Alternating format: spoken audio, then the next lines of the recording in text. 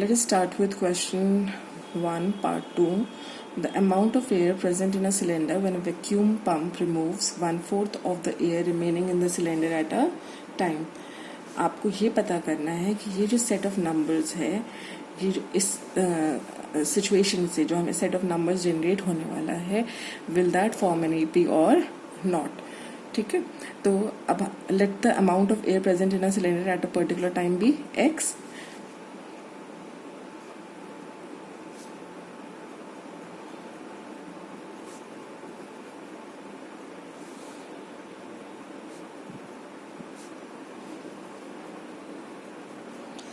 अब हर बार vacuum pump, जितनी बार आप पंप को यूज करेंगे, वो हर बार 1/4 ऑफ द एयर रिमूव कर देता है, of the air remaining in the cylinder.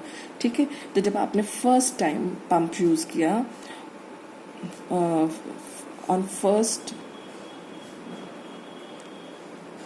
Time vacuuming, when you vacuum for the first time, तो आपके पास कितना एयर आपने रिमूव किया?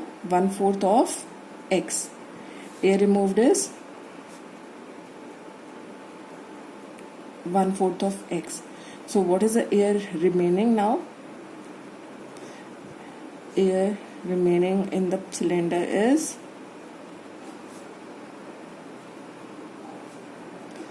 पहले आपके पास x था, उसमें से 1/4 of x निकल गया, तो अब आपके पास बचा 3x/4. So this is the air that is left with us now. अब सेकेंड टाइम जब आप वैक्यूम करेंगे, तो सेकेंड टाइम वैक्यूम करने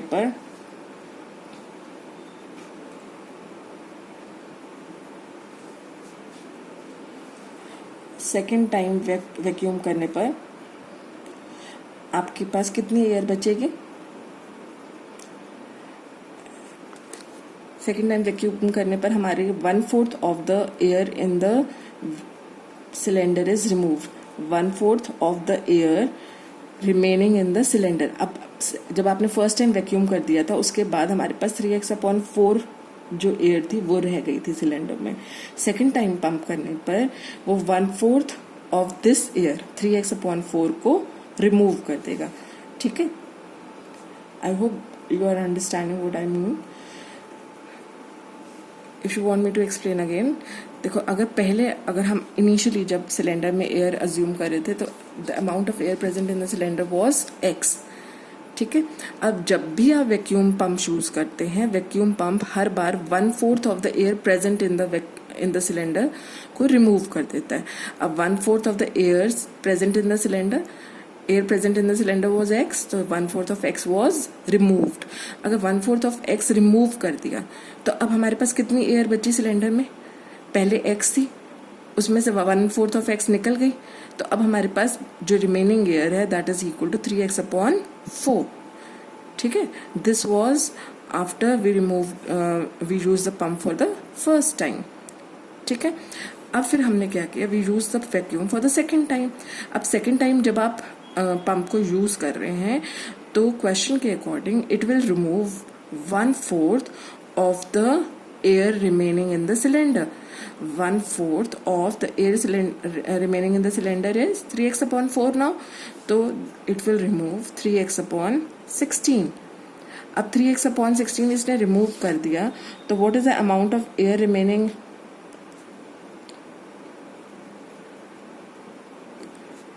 in the cylinder? पहले हमारे पास सेकेंड स्टेज में air in the cylinder was 3x/4.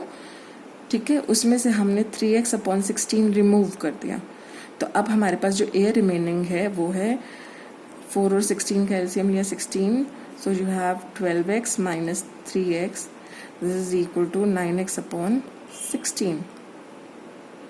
ठीक है, तो अब हमारे पास air remaining in the cylinder is 9x/16.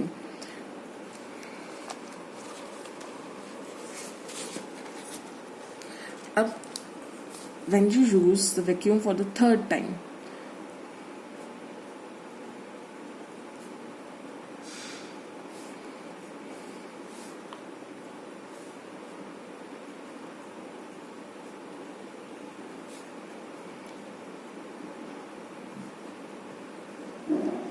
Third time पे वो क्या करेगा, 1/4 ऑफ द रिमेनिंग एयर को रिमूव करेगा.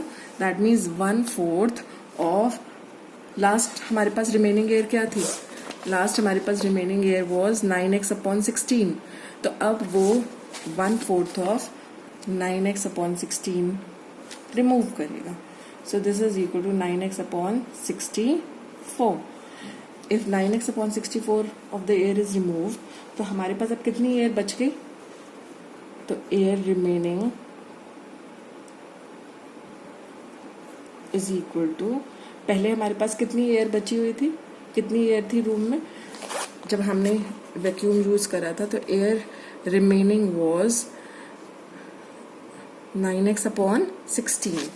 तो 9x/16 में से अब आपने 9x/64 एयर रिमूव कर दी.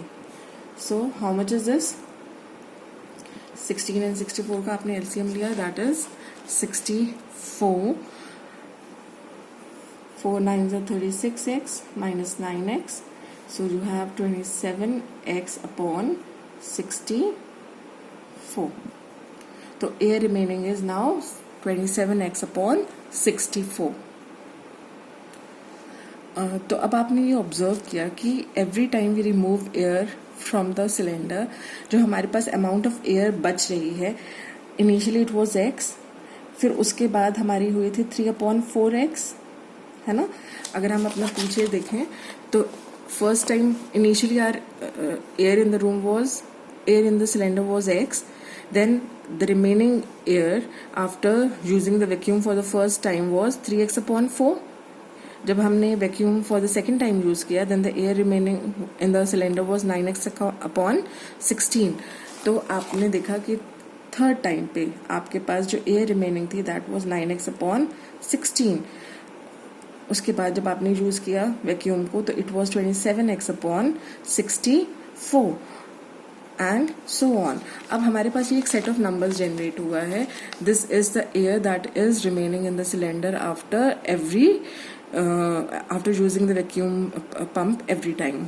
ठीक है, तो अब हमें ये पता करना है कि ये जो सेट ऑफ नंबर्स जनरेट हुआ है, ये एक एपी बना रहा है या नहीं. अब एपी बनाने के लिए हमें पता है एपी में कॉन्जिक्यूटिव टर्म्स के बीच का डिफरेंस हमेशा सेम होना चाहिए. तो अगर हम इन टर्म्स के बीच का डिफरेंस फाइंड आउट करते हैं, and if that difference is a constant, तब हम कह सकते हैं कि ये एक एपी है, अदरवाइज इट इज नॉट. तो हम पहली दो terms, let us call this A1, this is A2, A3, A4 and so on. So now A2 minus A1 is 3/4x minus x. This is equal to minus 1/4x. जब आप LCM लेकर इसको simplify करेंगे तो आपका difference आएगा minus 1/4x. Now A3 minus A2 is equal to 9x/16 minus 3x/4.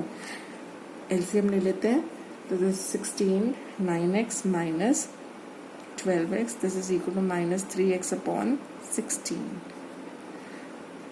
A4 minus A3 is 27x/64 minus 9x/16. LCM is 64, so this is 27x minus 36x. So this is equal to minus 9x/64. तो आप क्या observe कर रहे हैं कि हर बार जो difference आ रहा है that is different. We are not getting the same difference. इसका मतलब ये एक एपी नहीं है. This implies that since the difference between consecutive terms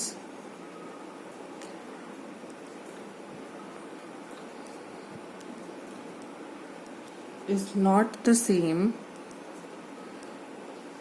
therefore it is not an AP. The difference is not a constant, therefore it is not an AP.